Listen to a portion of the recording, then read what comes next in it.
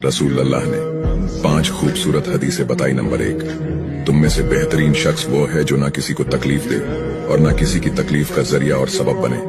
Number 2, जो शख्स दिन में 10 मरतबा सूरतुल इखलास पढ़ेगा, यानी कुल हु वल्लाहु अहद, ये पूरी सूरत पढ़ेगा, अल्लाह ताला जन्नत में उसके लिए महल बना देंगे। नंबर 3, जो शख्स हर फर्ज नमाज के बाद 1 मरतबा आयतुल कुर्सी पढ़ने का मामूल बनाएगा, तो उसके और जन्नत के दरमियान सिर्फ मौत का फासला होगा, यानी वो शख्स मरते ही सीधा जन्नत में जाएगा।